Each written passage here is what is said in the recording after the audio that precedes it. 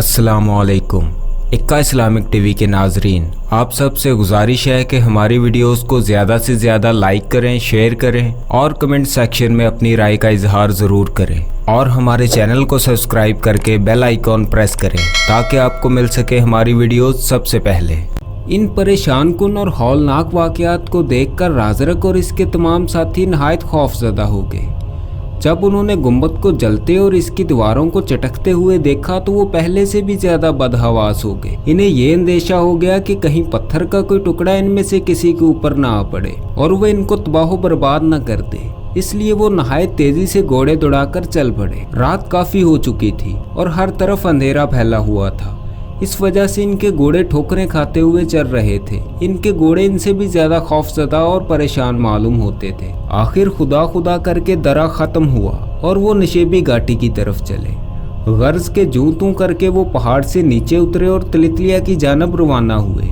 जब किला करीब आ गया और इन्हें ये इत्मीनान हो गया कि अब कोई अंदेशा बाकी नहीं है तो उन्होंने पीछे मुड़कर देखा।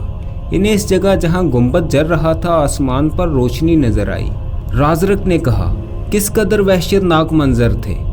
वजीर बोला, वहशतनाक भी और अजीबोगरीब भी। राजरक ने कहा, दरअसल मैंने इसमें खजाना समझा था।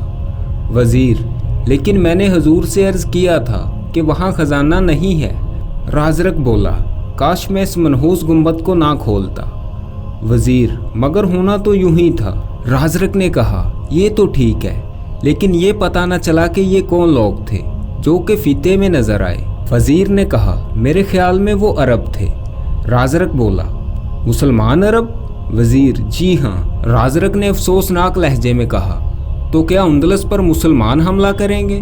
वजीर बोला, मेरा ख्याल है कि जिन लोगों ने आपके सिपहसालार तदमीर को शिकस्त दी है वो मुसलमान ही हैं। राजरक ने कहा, और ये ख्याल बिल्कुल सही है, क्योंकि जिस लिबास और सूरतों के आदमी हमने गुंबद में देखे हैं ऐसे ही तदमीर ने अपने मरासले में लिखे हैं। वजीर ने कहा, और हुजूर ये भी जानते होंगे कि ये कमबख्त मुसलमान जिस मुल्क पर हमलावर होते हैं इसे फतह किए बगैर नहीं छोड़ते।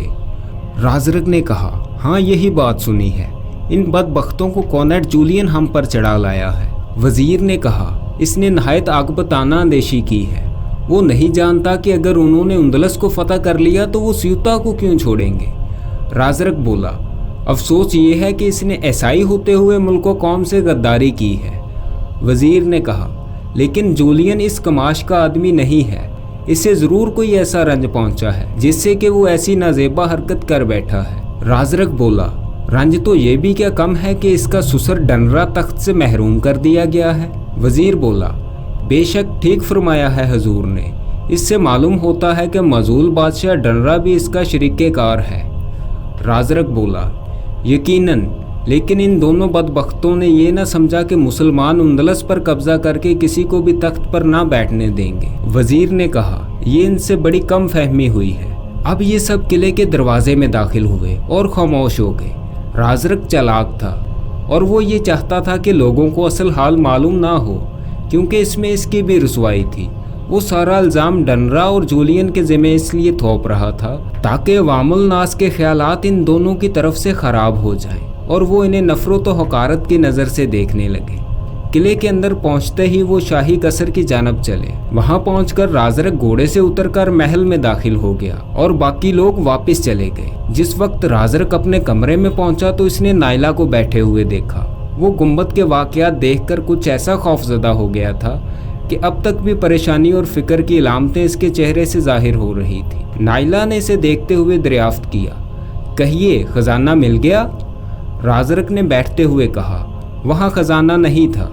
नाइला ने कहा, और क्या था? राजरक, कुछ भी नहीं, एक शोबदाबाजी थी और जादू नगारी थी। इसके बाद इसने वो तमाम वाक़यात जो कि इसने गुंबद के अंदर देखे थे बयान करने शुरू कर दिए। नाइला इन वाक़यात को सुन सुनकर हैरान हो रही थी। जब वो सब कुछ सुना चुका तो नाइला ने कहा, देखिए आपने जिद करके कैसी गलती की है। राजरक, हाँ मुझे ये अफसोस है कि एक तारीखी इमारत जल गई।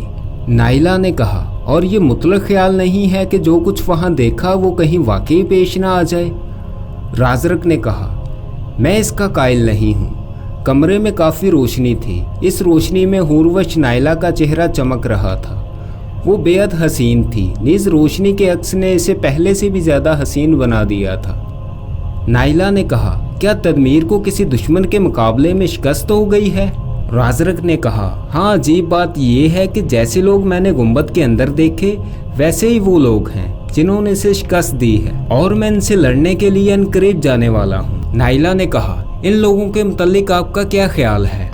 राजरक ने कहा, वो मुसलमान हैं और इनसे जंग करना हंसी खेल नहीं है। नाइला ने हैरत भरे लहजे में कहा, मुसलमान हैं? तब तो मुल्क और कौम का खुदा ही हाफ़िज़ नासिर है। आपने ऐसी गलती क्यों की?